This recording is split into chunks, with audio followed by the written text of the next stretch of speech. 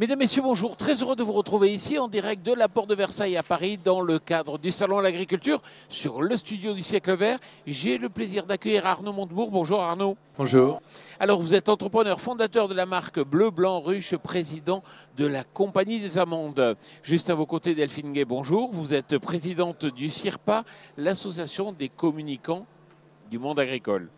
Et juste à ma droite, Claude Ménara, bonjour. Vous êtes agriculteur, producteur de maïs, mais si vous êtes ici, c'est surtout parce que vous êtes un rebelle. Arnaud Montebourg, alors c'est vrai que vous vous intéressez au miel. Expliquez-nous un peu. Nous souhaitons participer au repeuplement des abeilles en France. Quel est le meilleur repeupleur, protecteur de l'abeille? L'apiculteur. C'est presque devenu d'ailleurs un métier de vétérinaire, de quasi-vétérinaire, tellement les fléaux, les problèmes, l'absence de nourriture, la technicité de ce métier est devenue importante. C'est pourquoi l'apiculteur, pour nous, doit être rémunéré pour son travail. Et donc l'entreprise Bleu Blanc Ruche, qui vend du miel, demande aux consommateurs de passer une sorte, à travers nous, d'alliance avec l'apiculteur. L'alliance est la suivante: pour quelques dizaines de centimes de plus sur le pot, ce qui est indolore et symbolique, eh bien, nous versons à l'apiculteur une meilleure rémunération. Donc nous avons acheté cette année 94 tonnes de miel à 45 apiculteurs dans toute la France, entre 5 et 18% de plus que le prix du marché en vrac. En contrepartie, nous avons signé avec ces 45 apiculteurs, et j'espère l'année prochaine il y en aura d'autres, en plus nombreux, nous avons signé des contrats trisannuels leur demandant d'augmenter leur cheptel, d'investir dans des ruches et d'augmenter leur nombre de colonies, participant ainsi au repeuplement. Donc c'est une alliance entre l'apiculteur et le consommateur. Mais ça veut dire quoi? Que la filière apicole est très mal organisée, qu'il y a besoin aujourd'hui de l'organiser? Oui, parce que vous avez... écoutez, il y a 20 ans, on consommait 30 000 tonnes de miel et on en produisait 30 000. C'était l'équilibre. Maintenant, on en consomme 45 000 et on en produit 15 000. Entre 9 et 15 000 selon la police ou les organisateurs. Bon, c'est à peu près pareil. Donc, on a une chute du nombre d'apiculteurs. Les apiculteurs professionnels de plus de 1000 ruches, il n'y en a plus que 60 dans notre pays. Quand vous savez qu'en Chine, vous avez des entreprises apicoles de 1000 apiculteurs et de 100 000 ruches. Vous voyez un peu la façon dont aujourd'hui l'apiculture, mais occidentale d'ailleurs, est en train de s'affaisser. Il manque 13 millions de ruches en Europe occidentale, selon une étude à laquelle a participé l'INRA de l'université de Reading. Donc notre travail, c'est d'amener le consommateur à prendre conscience de ça et à remonter le niveau de pollinisateurs dans notre pays, dont l'agriculture et donc l'alimentation humaine ont besoin. Mais vous allez beaucoup plus loin, parce que vous avez même créé une école, parce que vous pensez qu'il faut former les apiculteurs. Oui, parce que tous ceux qui partent à la retraite vont être remplacés par qui? Sur un métier de plus en plus technique, quasiment sanitaire. Comment on fait? D'ailleurs, on l'a fait. On a choisi les meilleurs, donc l'INRA, l'ITSAP, l'Institut technique de la filière, le Muséum d'histoire naturelle, le CNRS pour la partie scientifique théorique. Et puis, on a demandé à des apiculteurs les meilleurs de France, quoi, les costauds, ceux qui ont réussi, de venir transmettre et de prendre avec eux sur le terrain, dans leurs exploitations, pendant de nombreux mois, nos apprenants. Puis après, on les envoie dans l'hémisphère sud, pendant l'hiver austral, pour qu'ils aient, qui est donc l'été pour eux et l'hiver pour nous, pour qu'ils aient 2 saisons en un an, pour ensuite ils puissent être autonomes quand ils vont se lancer sur leur projet. Puis ensuite, on les mentore pendant un an, on les coach, moi j'en prends quelques-uns sous mon aile, et on construit leur projet économique pour que ça tienne debout. Parce que le problème de l'apiculture, c'est d'abord un problème économique. Mieux valoriser le travail de l'apiculteur, mieux le rémunérer, mais aussi ne pas commettre trop d'erreurs. Par exemple, il y a des investissements inutiles. Nous, notre projet, c'est par exemple faire des CUMA sur le matériel agricole d'extraction du miel. Tout le monde n'est pas obligé d'acheter une ligne d'extraction de miel à 90 000 €. À quoi ça sert? D'autant qu'elle servira 3 semaines par an. Allez, peut-être 1 mois et demi.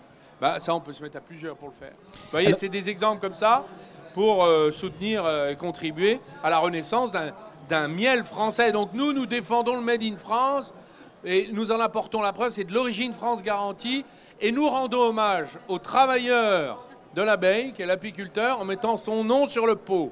Donc c'est le circuit court, par notre intermédiaire. Mais vous ne vous intéressez pas uniquement au miel, vous vous intéressez aussi aux amandes. Comme vous le savez, là, même sujet.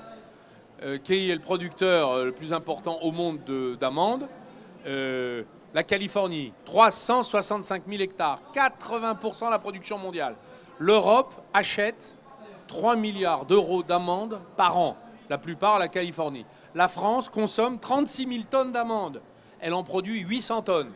Donc on a décidé de faire de la relocalisation agricole et d'installer des amandiers. Il y en avait en Provence en 1948, 12 000 hectares. Aujourd'hui, il n'y en a même pas 1000. Problème, organisation de la filière? Plus de filière, disparu. On a tout arraché, il n'y en a plus. Il n'y a pas de filière. Il restait une personne à l'INRA qui travaillait sur le sujet, qu'on a embauché avec l'INRA, parce que l'INRA a pris 10% du capital de la Compagnie des amandes, on a fait un accord.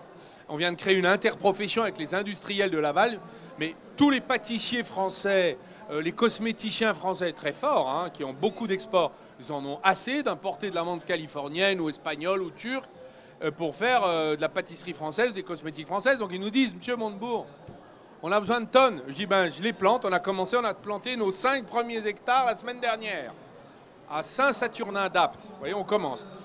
Nous investissons 2000 hectares entre Vintimille et le Perthus, y compris en Corse.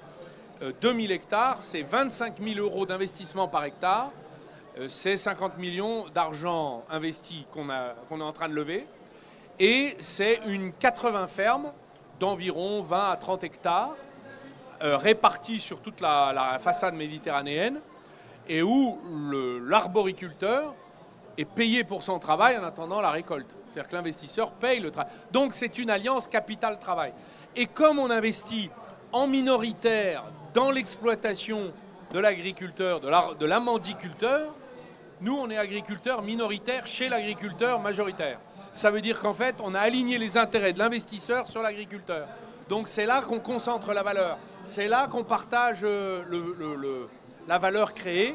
Par exemple, on va construire une casserie, c'est-à-dire qui casse la coque, qui transforme l'amande. Mais nous ne prendrons pas de marge sur ce travail-là, puisque nous, on a investi dans les fermes. Donc c'est un outil qui appartiendra à la communauté des amandiculteurs qu'on aura fédérés. Et la valeur, elle reviendra chez eux, puisque nous, on est associés à eux. Du co-farming. Delphine Gay, alors on va parler après l'organisation, la production. Il y a la suite. La communication. Exactement. Il va falloir absolument que tous vos producteurs intègrent cet aspect. Aujourd'hui, les Français, les consommateurs français aiment les agriculteurs. Il y a eu un sondage hier, 9 Français sur 10 aiment les agriculteurs. Mais aujourd'hui, la problématique que nous ressentons, nous, les experts de la communication du monde agricole, et c'est un des objectifs de notre association, le CIRPA, c'est d'aider ces agriculteurs à communiquer, à incarner l'agriculture française. Et ça, je pense que c'est là qu'on a fait quelques erreurs précédemment, d'où la présence de Claude Ménara, un maïsiculteur qui justement est là pour parler de son métier. On a des éleveurs, on a des apiculteurs également. D'ailleurs, nous avons un programme qui s'appelle Agrapi. Agrapi, c'est un réseau d'agriculteurs qui mettent en commun des données scientifiques. J'aime beaucoup entendre qu'il faut de la science et du professionnalisme.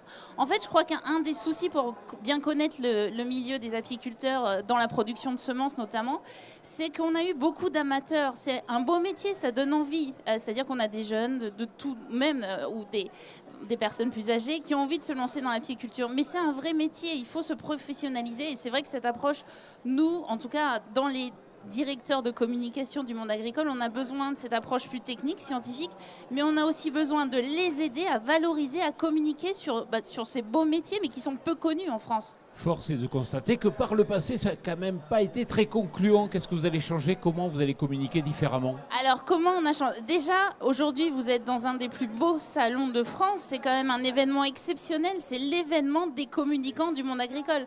Car pendant le salon d'agriculture, nous lançons l'ensemble des événements, des actions, des projets. Vous avez une multitude de projets de toutes ces organisations agricoles qui sont lancés pendant le salon justement pour incarner. Je crois que là où on a pêché par le passé, c'est que les agriculteurs, ils ont un métier. Claude ne peut pas être tous les jours sur les plateaux de télé, alors qu'on aimerait bien avoir un Claude, un maïsiculteur tout le temps à la télé, mais c'est ça. Je crois qu'on a trop désincarné le métier d'agriculteur et le consommateur aujourd'hui a envie de recréer un lien direct, un lien avec ces hommes et ces femmes qui tous les jours nous nourrissent, qui tous les jours utilisent une innovation, mais il faut savoir que l'agriculture est un des secteurs professionnels qui utilise le plus d'innovation à la fois technologique, scientifique, et Et ça, c'est pas connu. Donc c'est vrai que si le consommateur français pouvait se rendre compte qu'à son acte d'achat, derrière, vous avez des hommes, des innovations, de la science, je pense que le Made in France a toute sa place et a toute sa chance. Et je dis merci, Monsieur Montebourg. Alors Claude, c'est peut-être un communicant, c'est aussi un agriculteur, mais c'est surtout un rebelle. Hier, à la même heure, vous étiez où? Oui, alors hier, à la même heure, effectivement, nous étions sur la digue du lac de Caussade, dans le lac interdit, le lac clandestin, enfin le lac qui a été, comment dirais-je, que 2 ministres nous ont interdit, alors que la préfète de notre département avait autorisé la construction de cette retenue, l'exploitation de cette retenue, donc c'était juin 2018, et deux ministres qui ont voulu faire du zèle, je pense, ministre de l'écologie et ministre de l'agriculture, en l'occurrence M. Travers, qui ont dit pop, Sivens, c'est tout prêt, c'est tout frais, on ne veut pas de zadistes, pas de problème, on vous interdit le lac. Eh bien, nous avons fait la forte tête et nous avons fait ce lac. 60 jours, 140 000 m3 de terre, 950 000 m3 d'eau stockée. On a fini ce lac hier matin, hier 11h. Vous avez fini la digue. On a fini la digue. Alors, 950 000 m3 d'eau stockée. La moitié de cette eau, c'est pour réalimenter un petit ruisseau qui s'appelle le Tolzac, et l'autre moitié pour les agriculteurs. Dont vous parliez, monsieur le ministre, de, comment dirais-je, pas de noisettes, mais d'amandes. Eh bien, dans notre département, nous avons une ICOC avec une coopérative qui développe vitesse grand V la noisette de coque. C'est pas pour faire... et pour la coque... Pour avoir de la coque de qualité, il faut impérativement de l'eau. Vous n'avez pas d'eau, il n'y a pas de contrat. On a la chance d'avoir un département à 77 productions, avec beaucoup de cultures contractualisées, mais s'il n'y a pas d'eau, il n'y a pas de contractualisation. Donc l'eau, je le répète, je le dis, je le répète, l'eau c'est la vie, l'eau c'est la qualité, l'eau c'est la quantité, l'eau c'est la sécurité, l'eau c'est tout simplement du développement durable. Voilà. Et que 2 ministres viennent, je vais être prudent, je vais être poli, viennent nous mettre des bâtons dans les roues, c'est pas sérieux. Parce que France Nature Environnement était derrière. Je dis que c'est purement scandaleux.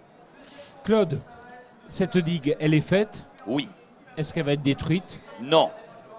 Non. Alors la semaine passée, nous avons rencontré Monsieur de Rugy, qui nous a dit, bon, je comprends, bon, on a déconné, on a déconné, bon. Sauf que, attendez, vous avez fait la forte tête. Il vous l'a pas dit comme ça? Si, enfin... C'est la même chose, c'est la même chose. À Claude, on lui dit tout. Mais ceci dit, bon, il a reconnu qu'on avait forcé le destin et qu'on était un petit peu hors la loi, Mais sur le fond, il a compris parfaitement que... Attendez, en novembre, nous avions le colloque d'Irrigan de France à Mulhouse. Le député Morenas, La République en marche, le député du Vaucluse, nous dit, devant 450 congressistes, cette année, nous avons décidé, le gouvernement français a décidé que quand l'administration a donné son autorisation à valider un projet, plus de recours, on y va, bingo. Vous pensez bien qu'il m'a tendu la perche. Je lui dis, attendez, monsieur le député, pardon, le Lot-et-Garonne, je pense que ce n'est pas en France, parce que nous, on a un véritable problème. Comment se fait-il que ce que vous venez nous dire, il se passe le contraire chez nous? Parce que France Nature Environnement, pour faire du buzz, pour faire... Bon, on l'a fait cela. Et 2020, il sera en exploitation. Et voilà encore une fois un bon exemple. Je pense que nos agriculteurs ont trop longtemps, trop souvent et ont été trop discrets. C'est-à-dire que ce sont des gens humbles qui travaillent, qui ont besoin d'outils de production. Mais c'est vrai que s'ils ne s'expriment pas, s'ils ne rencontrent pas les élus, comment voulez-vous que les élus comprennent leurs problématiques? C'est peut-être, je pense, encore une fois, un problème de communication, tout simplement. La preuve étant donné que le ministre actuel va suivre le projet. Arnaud, je vous sens gêné. Pardon? Je vous sens gêné. C'est-à-dire? Le fait qu'on ait une digue qui a été faite alors qu'elle était illégale. Ah, elle était illégale.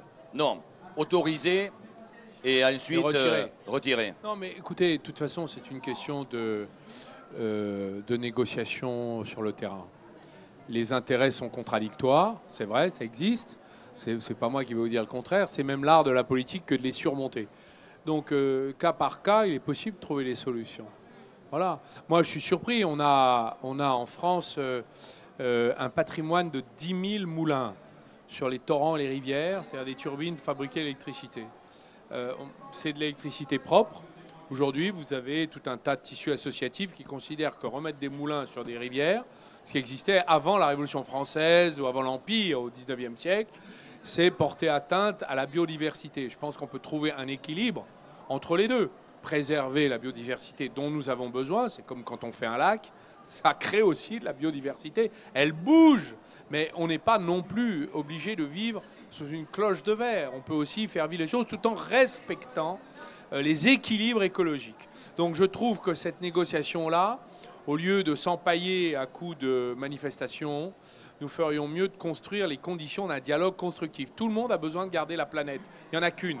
Donc il faut qu'on trouve cet équilibre. Voilà, j'allais dire ma vision de bon sens sur ces sujets délicats. Mais c'est pareil dans l'industrie que j'ai suivi lorsque j'étais à Bercy. Et juste pour finir, parce qu'on est arrivé au terme de cette émission, il va y avoir une décision prochainement ?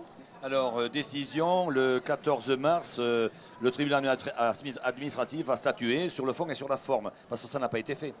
À partir du moment où deux ministres interviennent auprès de notre préfète, dont il n'y a pas eu de discussion. Donc 14 mars, alors on espère on croise les doigts, mais comme dit Monsieur le ministre, ça va le faire. Bon, Delphine Gay, Arnaud Montebourg et puis Claude Bénara.